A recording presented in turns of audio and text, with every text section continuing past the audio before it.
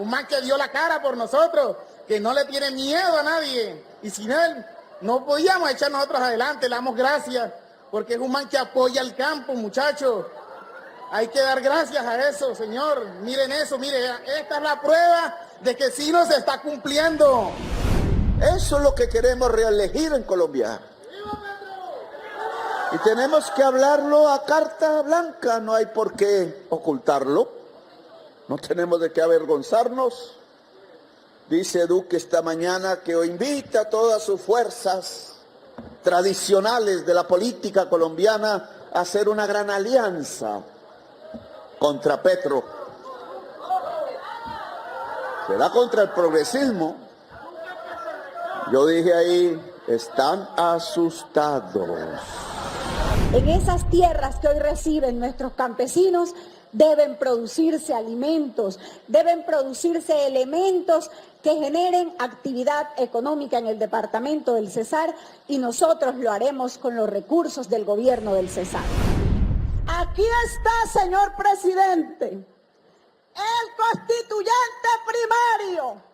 Con nosotros es que tiene que dialogar el gobierno. Con nosotros es que tiene que sentarse el gobierno. Ábranos la puerta a los ministerios y verá que nosotros ponemos nuestras regiones donde tienen que estar. Ábranos la puerta al Ministerio de Agricultura, doctora. Ábranos las puertas a la Agencia Nacional de Tierra. También necesitamos una oficina del ADR en Aguachica, porque es una entidad muy ausente. Tenemos dos oficinas, una en Bogotá y otra en Santa Marta, y entonces nosotros ¿para cuándo? No habían acabado de firmar la paz y ya el fiscal Néstor Humberto Martínez estaba organizando la trampa para coger presos por narcotraficantes a los que habían firmado la paz. Los hicieron ir a las montañas. Mal de ellos que no fueron capaces de resistir mentalmente la paz y se fueron. Y allá al otro lado de la frontera los asesinaron desde aquí. Ha notado que en las últimas semanas la derecha colombiana se está moviendo en torno a cómo construir un candidato presidencial que pueda ser tan fuerte como para derrotar al progresismo en el 2026, y eso lo podemos evidenciar ya no solo en los mismos de siempre, Cabal, Turbay, Fico, Char, en sus medios de propaganda, sino que ahora vemos las frecuentes apariciones de personas como Álvaro Uribe, que sin éxito es abucheado y confrontado en las mismas universidades, por ejemplo. Cuando yo llegué a la presidencia, el ICETEX tenía 60.000 usuarios, lo dejé con 400.000. Y a todos endeudados. Endeudados, pobres, sin trabajo, desempleados.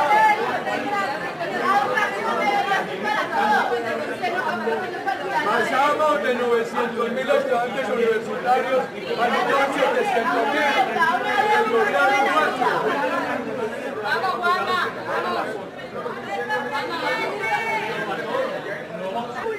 Nosotros lo crecimos por 8. ¿Qué dicen de la masacre del Aro? ¿Qué dicen de las masacres? ¿Alguien diga algo? ¡Masacre del Aro! ¿Cuál? ¡Masacre del Aro! ¿No? Una cosa son acusaciones de jueces penales y otra es la realidad. Ah, sí, ¿cuál es la realidad? Los falsos positivos son una realidad. Los 14 cabecillas paramilitares extraditados por mi gobierno. Sí, y la verdad se nos fue también. Y la reparación. La verdad, han ido todos los que han querido a que les digan de todo. No tenemos verdad de los paramilitares.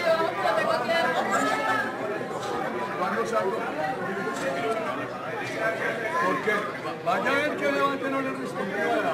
Dejemos de hablar de castrochavismo, empecemos por ahí. Empecemos por ahí entonces. Todos los debates de frente. Si algo me caracteriza a mí es dar los debates de frente, querido joven. Eso me caracteriza. En el Congreso los crean todos los curiosos, todos los curiosos. Es el presidente más frentero y por eso los mamertos. ¡Que viva la Colombia humana!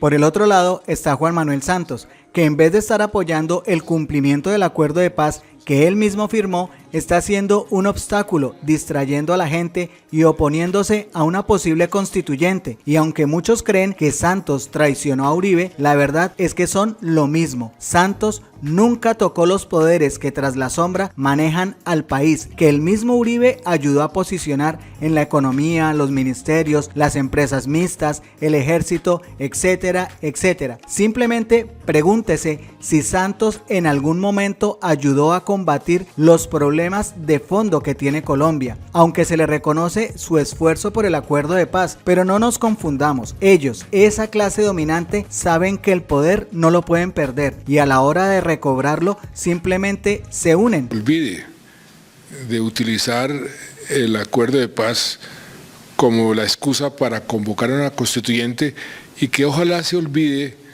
de la idea de convocar a una constituyente por fuera de la Constitución. Uribe y Santos, la verdad es que ya no convencen, pero están tan desesperados en la derecha y en el poder que le apuestan incluso a que el peor presidente que ha tenido Colombia hable y le responda al presidente Gustavo Petro, que de lejos es mejor persona, mejor ser humano y mejor presidente que este señor a quien se le olvida que la mayoría de la gente ya no le come cuento. Evidentemente lo que pasó en México con la nueva victoria de la izquierda de ese país y el excelente gobierno de Andrés Manuel López Obrador ha servido de combustible para la izquierda de Colombia y el pueblo, que no se cansa de ver cómo Petro le cumple en uno de los puntos más críticos que tiene Colombia, la entrega de tierras a campesinos. Afortunadamente ya hay departamentos, alcaldes y gobernadores que han entendido para dónde debe ir el país y la gobernadora del Cesar y la mayoría de los alcaldes de ese departamento simplemente la tienen clara.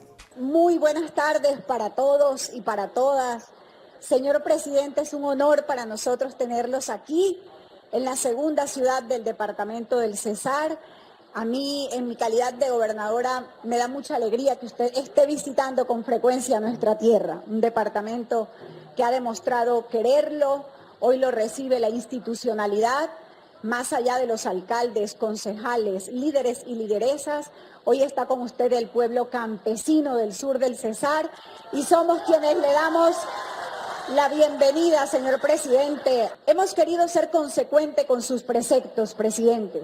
Recientemente aprobamos el plan de desarrollo Gobernando el Cesar Imparable, con una ambición y especialmente con una perspectiva de inversión en esas líneas en las que usted ha instruido a los mandatarios del país a trabajar por esa necesidad que ya no admite aplazamiento y es darle a las clases populares, a la gente más sentida de nuestro país, lo que tanto merece. Por eso la gran apuesta del gobierno departamental es seguir trabajando en el desarrollo social, que implica construir vías, hacer más instituciones educativas, construir más hospitales, llevar más saneamiento básico, agua potable, alcantarillado. Pero especialmente, presidente, estamos abriendo el capítulo del desarrollo económico en el departamento del Cesar. Necesitamos que el campo florezca, que los ríos tomen importancia, que nuestros campesinos tengan la capacidad de sustentar a sus familias. Hoy usted, en un acto grande, le entrega a esta parte del departamento un número considerable de hectáreas de tierra. Y nosotros no podemos ser inferiores desde el gobierno departamental. Por eso, guardando coherencia con su buena intención, el gobierno departamental aprovecha para lanzar su gran expectativa de desarrollo económico, convertir cada municipio del Cesar en una unidad productiva de acuerdo a su vocación. En esas tierras que hoy reciben nuestros campesinos deben producirse alimentos, deben producirse elementos que generen actividad económica en el departamento del Cesar y nosotros lo haremos con los recursos del gobierno del Cesar. Adicionalmente a eso queremos contarles que ya se encuentra para radicar el proyecto de ordenanza que busca la exención de los impuestos de estas tierras que hoy usted está entregando a los campesinos. Formalizarán sus tierras sin ningún valor teniendo que ser pagado al gobierno departamental ni al gobierno municipal. Aquí estamos, presidente, para usted, los alcaldes del sur, del centro y del norte del departamento del Cesar, con todas las ganas y el deseo de remar el barco hacia el mismo lado, con las mismas ganas con las que la ciudadanía lo eligió a usted. También nos ha encomendado a nosotros una gran misión: trabajar por las clases populares y vulnerables de esta ciudad. Es un propósito del alcalde, pero él no está solo. Aquí está su gobernadora con todas las ganas de que los campesinos, los adultos mayores, las juntas de acción comunal, las madres comunitarias y todos y cada uno de los grupos poblacionales cuenten con nosotros. Que Dios le bendiga, presidente. Nos sumamos a sus buenas causas y si usted ha dicho que Colombia es el país de la belleza, tenga por seguro que el Cesar enamora. Muchas gracias. Entonces eso no es lo que me preocupa. Lo que me preocupa es esa distancia entre la realidad y el engaño que quieren producir en la población. Porque tiene una explicación y era lo que escribía esta mañana. Es que el problema no es la reelección, olvidémonos de eso. En México, el gobierno progresista no se reeligió con el mismo nombre del presidente López Obrador, sino de una combatiente social como Claudia, que entre otras fue ayudante del M-19 en México. Y ella sigue un proceso. ¿Qué fue lo que se reeligió? La idea, el proyecto político, el proyecto de construir un México democrático, justo socialmente, progresista, que le pueda hablar al mundo con dignidad. Eso es lo que queremos reelegir en Colombia. Y tenemos que hablarlo a carta blanca, no hay por qué ocultarlo. No tenemos de qué avergonzarnos. Dice Duque esta mañana que hoy invita a todas sus fuerzas tradicionales de la política colombiana a hacer una gran alianza contra Petro. ¿Será contra el progresismo? Yo dije ahí, están asustados.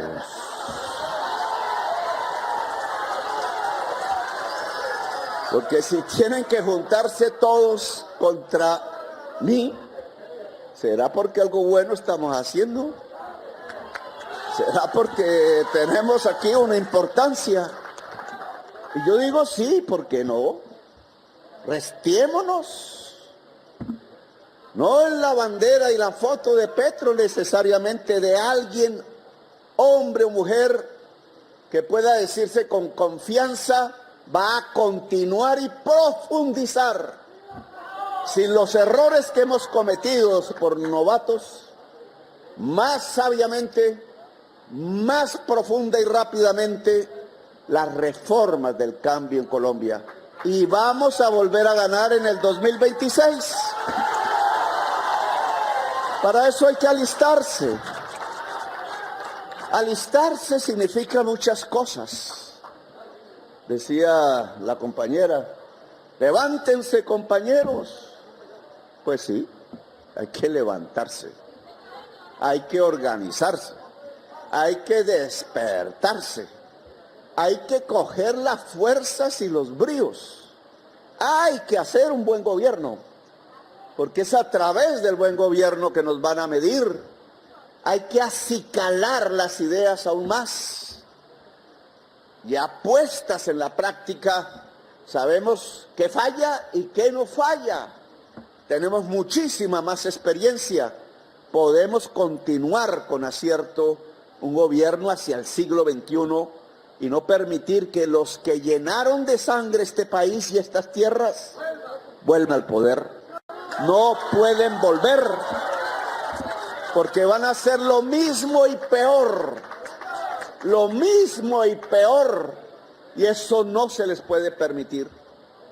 Esa distancia entonces entre la realidad y el imaginario que quieren crear, aquí también se tiene, digamos, que desnudar.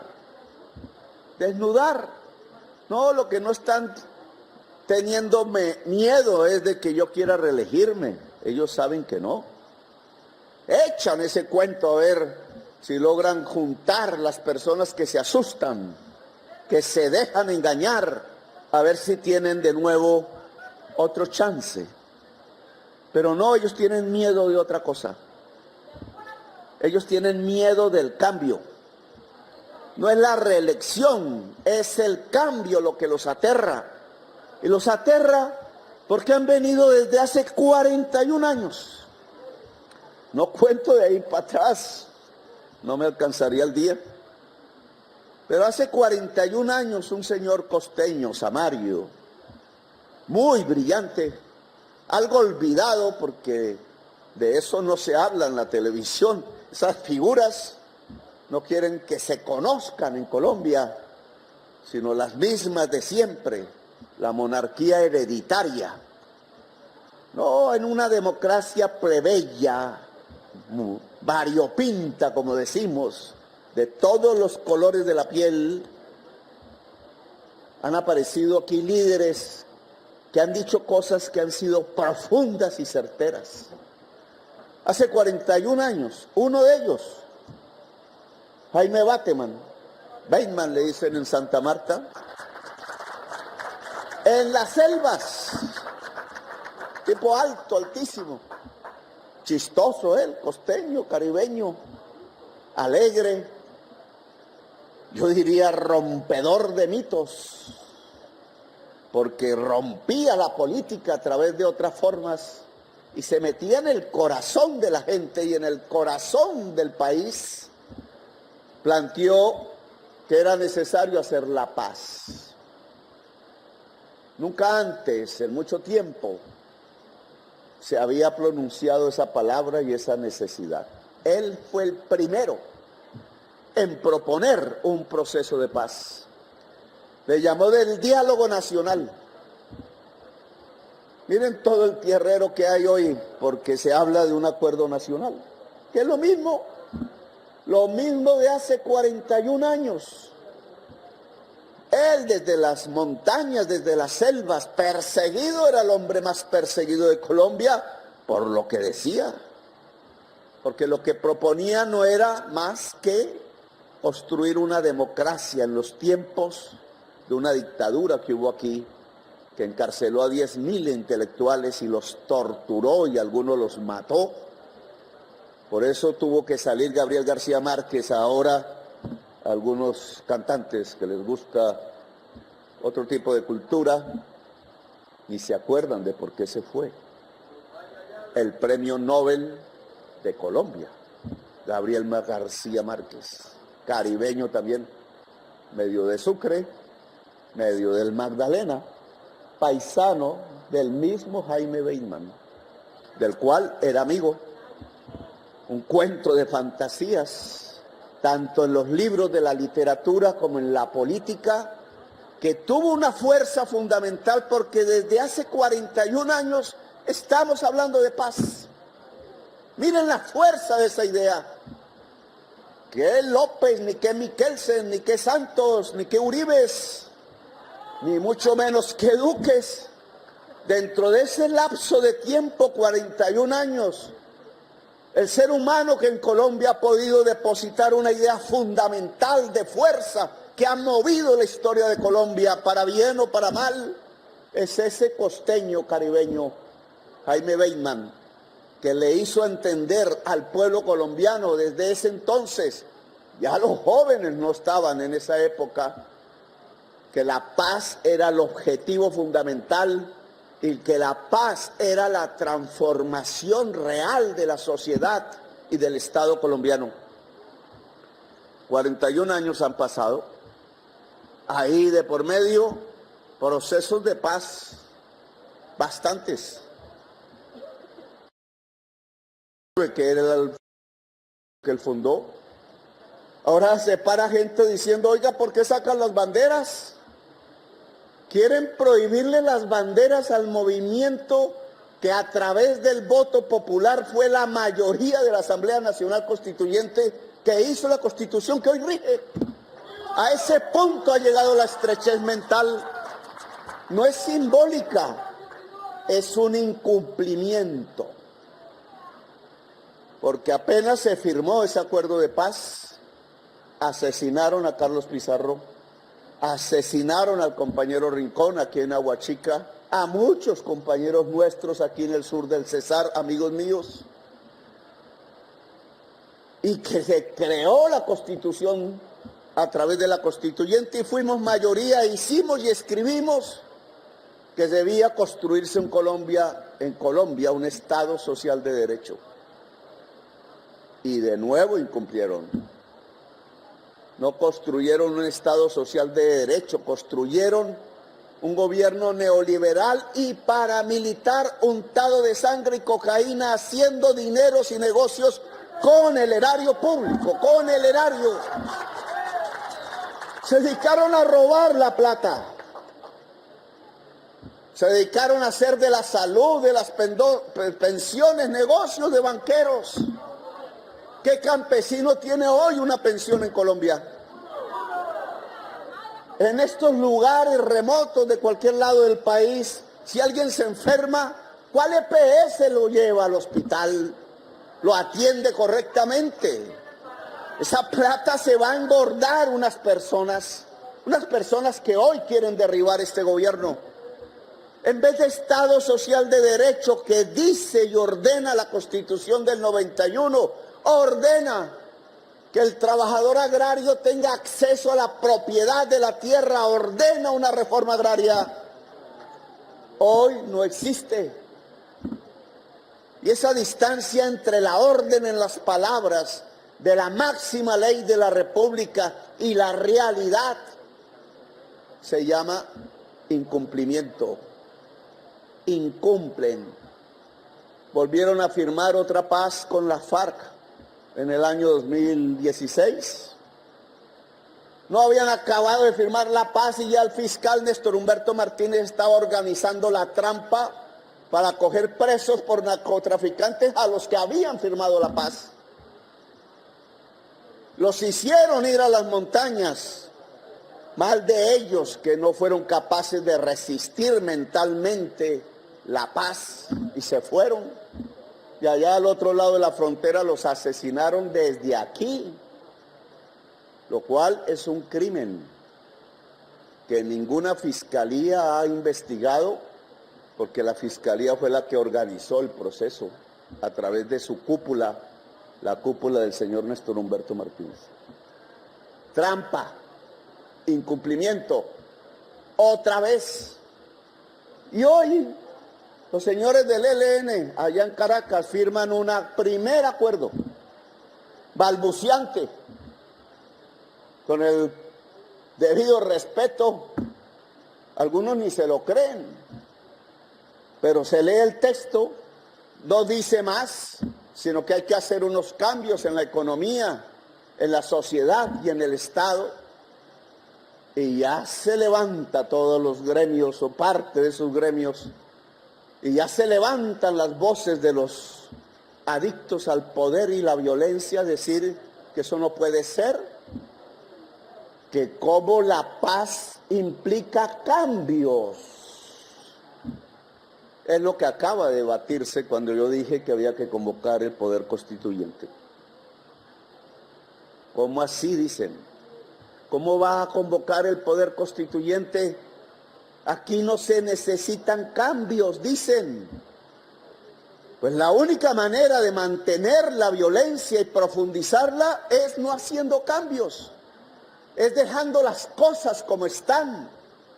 A ellos les sirve, porque es que gracias a eso monopolizan la contratación pública, gracias a eso se llevan el presupuesto al bolsillo. O si no, que es Thomas Angrec, por ejemplo, que algún periodista, verdaderamente periodista, debería investigar. ¿Y quiénes la dirigen? ¿Acaso no la dirigen dirigentes políticos de Colombia? La misma empresa que hacía los escrutinios de elecciones, ganándose un billetal. ¿Y qué pasó con esta carretera que pasa por aquí cerca? ¿Se la robaron? Y los sobornos no fueron a dar a los partidos políticos tradicionales por 50 millones de dólares. ¿Dónde está la investigación? Y cualquier otra cantidad de hechos que hoy podríamos... El superintendente de salud dio una rueda de prensa esta mañana, sobre un solo hecho, la nueva EPS, que fundó la familia Vargas Lleras desde el poder, transformando el Instituto de Seguros Sociales en esa EPS. Resulta que había escondido en las gavetas facturas que no ha pagado por 5 billones de pesos. Hospitales y clínicas quebradas porque no les pagaron, mientras el Estado giraba la plata uno tras otro peso. ¿A dónde se fue a parar la plata, señores Vargas Lleras? ¿Por qué la nueva EPS está quebrada definitivamente? ¿Por qué enterraron el Instituto de Seguros Sociales de Colombia de esa manera para hacer negocios particulares? Respuestas que tendrán que darle al pueblo, pero que solo nos demuestran que el incumplimiento a la paz tiene una razón y una lógica. Y es que unas familias de hereditarios del poder quieren mantenerse ordeñando el Estado colombiano y a la sociedad colombiana. Por eso les caigo tan mal, porque no pertenezco a esas familias y no me interesa hacer lo que hacen esas familias. No me interesa. Me interesa que se aplique la Constitución del 91 y que se cumpla la palabra. No saldremos de la violencia. Si se hace acuerdos y el Estado incumple, y la politiquería incumple la palabra, porque de nuevo habrá violencia. ¿Por qué hay nuevas violencias en el campo hoy, en los mismos territorios?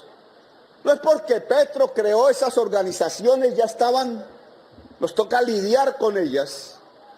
Es porque incumplieron la paz. La responsabilidad está en otras miradas, en otras cabezas.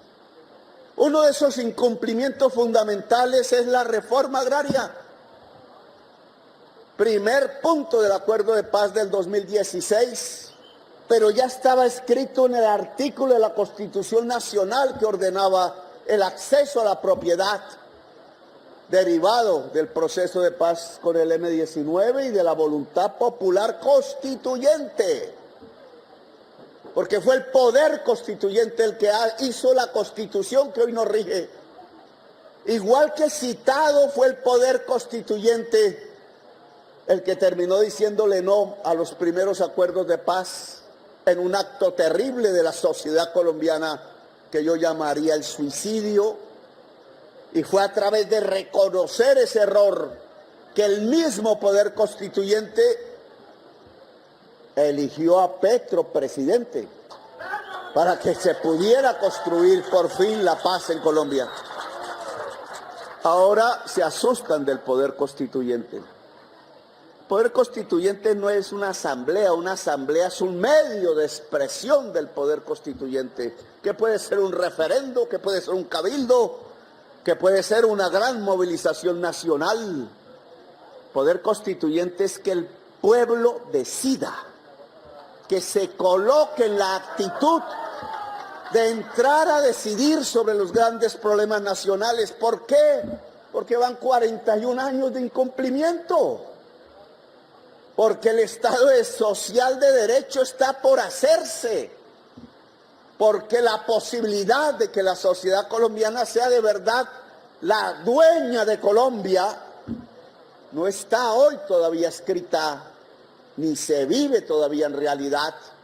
Las dificultades de este gobierno, además de sus errores, porque los hay, de sus miedos, porque los tienen, de las perezas de algunos y algunas, la dificultad de este gobierno es que se estrella contra una voluntad oligárquica que voy a llamar el sindicato del pasado, que no quiere permitir los cambios porque quiere seguir hundiendo a Colombia en la violencia y en la desigualdad. Eso no puede seguir así. No puede seguir así. La reforma agraria, que es una declaración unilateral del Estado colombiano ante la humanidad vía Naciones Unidas, es una orden ya superior a la misma Constitución de 1991. Hacer la reforma agraria hoy es una especie de compromiso con la humanidad, incumplido. ¿Por qué está incumplido? Porque no acababan de firmar y ya Santos estaba haciendo, primero que todo, en tiempos de Gaviria, creo, una ley que dice que con la tierra para agricultura no se puede hacer lo mismo que la tierra para hacer una carretera. Mientras ellos usan la tierra que estaba en la doble calzada de la Ruta del Sol y obligaron a los propietarios a venderla, ¿o no? Todos lo vemos. Para hacer un negocio de ellos, poner unos peajes y robarse una plata larga, entonces eso mismo no se puede hacer para sembrar comida. Esa es la desigualdad en las normas, porque es más importante la carretera de cemento, de asfalto, el negocio de la tractomula, el negocio de los peajes y el contrato público del que se roban la plata, porque ahí sí pueden comprar la tierra de manera obligatoria y no se puede hacer para sembrar alimentos y darle tierra al campesino. Solo por una razón, porque uno se llama Odebrecht, riquísimo en América Latina, y Luis Carlos, y los politiqueros, dueños de los partidos que recibieron los sobornos, ahí sí se puede quitar la tierra, dicen ellos, pero el otro se llama María, Juan, Pedro, José, son campesinos de Asadón, no tienen el apellido de abolengo, son gente humilde, trabajadora, y a ellos se les mira como esclavos, como siervos, y entonces se les quita el derecho a tener la tierra. Por eso somos un país tan desigual socialmente en el mundo, porque no respetamos el ser humano simplemente por ser ser humano. Así hicieron las leyes y las normas. Cuando intentó este gobierno cambiarlas, la señora Catherine Miranda escondió el artículo y no lo dejó debatir en el Congreso. No se podía debatir que hubiera normas rápidas para hacer una reforma agraria comprando la tierra porque dijimos que no le íbamos a expropiar. La plata está en el gobierno. 5 billones pusimos en un año. Ahora viene un recorte presupuestal. Y los técnicos, lo primero que dijeron fue, los técnicos entre comillas, bueno, lo primero que hay que recortar es el presupuesto de la reforma agraria. ¡Mamola! Aquí se recorta presupuesto de otra cosa, pero menos del compromiso que hizo el Estado colombiano ante la humanidad a través de la Declaración Unilateral de Estado. El presupuesto de la reforma agraria no se recorta y usted tiene la obligación moral de hacer que se vuelva tierra para el campesinado en este año, porque estamos cumpliendo con la paz, porque estamos haciendo lo que en 41 años no quisieron hacer. No queremos poner la trampa, la puñalada trapera, la perfidia que ha sido los valores culturales de la oligarquía colombiana. Queremos hasta el máximo cumplir. Y el que robe se va.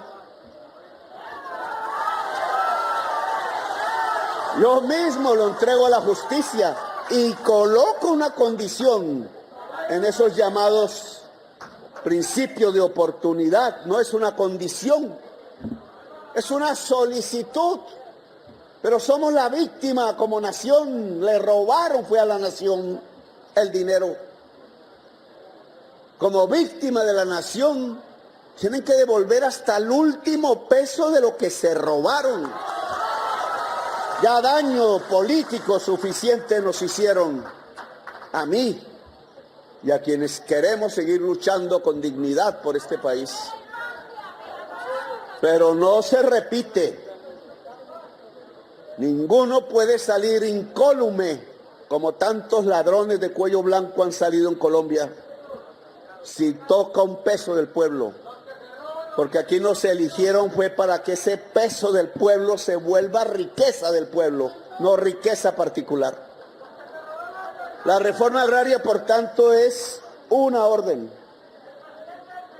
de la humanidad en Colombia.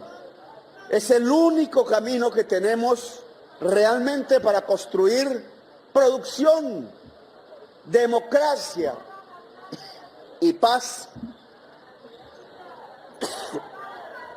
Los banqueros están reunidos en Cartagena, muy cómodos. Ellos sí tienen ahí aire acondicionado. Nosotros aquí estamos muy alegres, que es mejor que estar muy cómodos.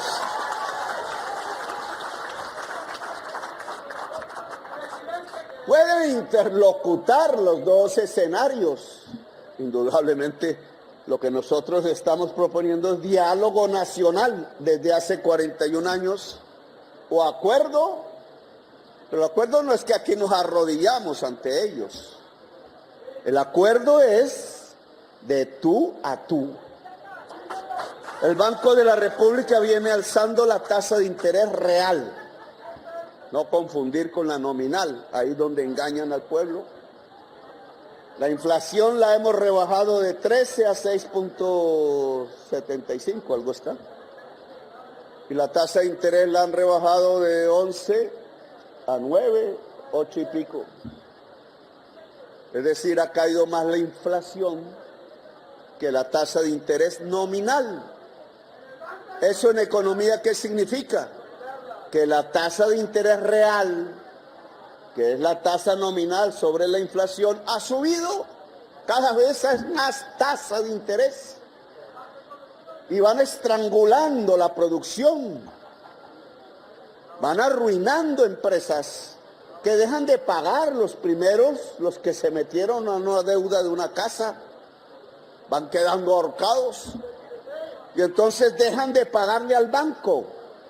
Y el banco empieza a engordar, su cartera no paga, y así se quiebran los bancos. Y apenas se quiebran los bancos, se quiebra toda la economía. Llega el hambre. Eso es lo que no puede pasar. Duque dice, oiga, que Petro va a elegir la mayoría de la Corte Constitucional, que es mentiras,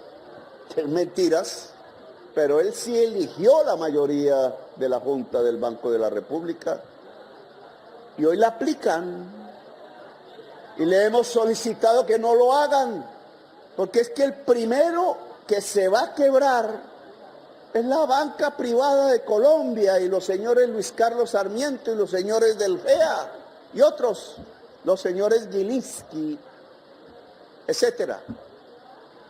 Y ahí una cadena. Pongamos la cosa al derecho, porque hoy está al revés. Bajemos la tasa de interés real porque estamos bajando la inflación. Los bancos mejorarán su posición, pero yo les he solicitado que entreguen crédito a la producción. Lo hemos solicitado hasta ahora, pero el Estado tiene herramientas para llevar el crédito a la producción. ¿Por qué a la producción? Porque es a través de la producción que se genera la riqueza de una sociedad, los puestos de trabajo, el trabajo, la prosperidad de las regiones.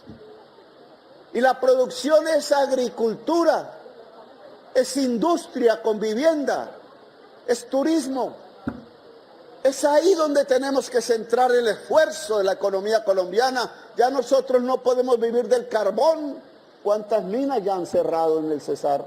Huecos quedan. Nos toca ver cómo se transforman esas regiones del Cesar en zonas de nuevo productivas, allá en El Paso, allá en la Jagua de Virico. Nos toca transformar este sur del Cesar en lo que fue y más, porque este fue un gran capital de la agricultura colombiana. Andan pidiendo que hagan fracking, no, aquí lo que hay que sembrar es maíz, algodón, tener leche. Ese es el camino del Cesar, que ha olvidado. Claro, la politiquería vive de las regalías y se las echa al bolsillo, pero el pueblo no puede vivir de las regalías. El pueblo tiene que vivir de su trabajo. Y para que un hombre o una mujer del campo pueda vivir de su trabajo, tiene que tener saber hacer el trabajo del campo. Tiene que tener tierra y tiene que tener un capital, un crédito con el cual poder hacer que esa tierra produzca la alimentación del pueblo colombiano. Esa es la reforma agraria. Por eso le estamos pidiendo aquí a los poseedores de tierras de grandes latifundios que no volvamos al conflicto del pasado que yo viví aquí en carne propia, porque lo viví. Que no es matarnos entre nosotros, que no son los hombres de negro con las sierras eléctricas y a caballo que los vi, con la pistola o la ametralladora al cinto matando humildes. Ese no es el camino del sur del Cesar.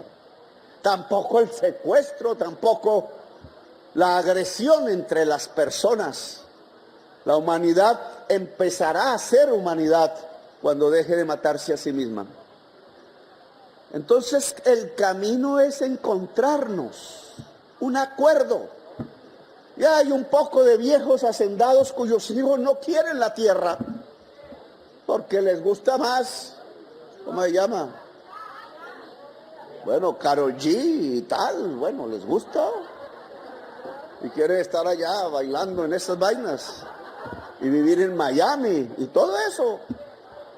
Y entonces, ¿para quién va a ser la tierra? Nosotros lo que estamos proponiendo es, le compro la tierra, el gobierno, al precio comercial, ni siquiera, tampoco nos va a engañar con el precio, al precio comercial. Y se la entregamos al campesinado que quiere producir alimentos en esa tierra. Necesitamos que esos comités de reforma agraria nos ayuden a buscar esas haciendas. Que no le metan los dedos allá a algún funcionario bogotano que no sabe de eso y compra por allá un peñusco, un pedazo de desierto o cosas peores. Sino que el mismo movimiento campesino aquí organice, evite la corrupción, vigile y convenza. Tomémonos una copa de aguardiente y hablemos de negocios. Podemos comprar su hacienda, no sé quién. ¿Y a cómo? No, pues de contado y con la garantía del cheque del gobierno. Mejor negocio que ese, ¿para dónde? Claro, el gobierno tiene que poner el campesinado allí y el campesinado tiene que tener unos compromisos como en cualquier negocio. El trabajo, tiene que haber el crédito. La tierra pelada no es riqueza, no tiene valor. La tierra es riqueza si produce. Y esa es la responsabilidad actual del movimiento campesino. Queremos llegar... ¿Cuántas hectáreas hemos ya repartido? ¿Cuánto? 89.000 repartidas. Repartidas, eso es poquito, porque el acuerdo de paz con la FARC, compromiso ante la humanidad por la firma de Santos, que ahora no quiere, son 3 millones de hectáreas. Miren la distancia entre la realidad de lo comprometido y la realidad que hemos podido hacer. Esa cifra por lo menos nosotros tenemos que llevarla a 500.000 realmente entregadas. No guardadas ahí en los cajones. Entregadas. Para entregar 500.000, ojalá pudiéramos lograr el objetivo del 1.000.000, pero nos quedan 2 años. Se necesitan muchos vendedores voluntarios. Las normas hubieran podido ser más rápidas. Se necesita el dinero, obviamente. Se necesita la organización campesina, porque hasta podemos comprar haciendas y no hay campesinos. También el campesinado ha envejecido. También hay que enseñarle a la juventud de nuevo que se pueda prosperar a través de la tierra. Y eso no se hace solo con el sudor físico, se hace poniendo la universidad, la fibra óptica, las posibilidades de progreso, la industrialización del agro, lo que permite que la juventud se amarre a la tierra. Y en eso ya no me voy a alargar más porque he hablado bastante. La organización campesina se vuelve fundamental. La organización departamental campesina, la organización nacional campesina, a mí no me importa si es azul o es verde, o la bandera es así o es asá, y esto pertenece más a aquellos o a aquellos. No, lo que se necesita es unir al pueblo campesino en unos objetivos, una agenda rural, una agenda agraria, un programa campesino que podamos como gobierno ir desarrollando. Este gobierno no es ajeno a ustedes. Este es el gobierno de ustedes. Nosotros no somos el gobierno del Club Metropolitan o del Club de Banqueros de Bogotá. Nosotros no somos eso. Podemos hablar con ellos, pero no somos eso. Nosotros somos el gobierno del pueblo. Nos interesa ser el gobierno del pueblo, no nos interesa más. Y por tanto, cada segundo, cada instante de este gobierno tiene que dedicarse al pueblo de Colombia para que se pueda entender que podemos pasar de una era de violencia, de muerte y de sangre, y entrar a una era de la vida, a una era de la paz, a la que nosotros llamamos la potencia de la vida, Colombia, país de la belleza. Gracias por haberme escuchado y muy amables. Gracias por hacer parte de la comunidad Magenta Radio. Si te gustó el video, por favor compártelo, comenta y por supuesto darle like. Nos vemos en el siguiente video.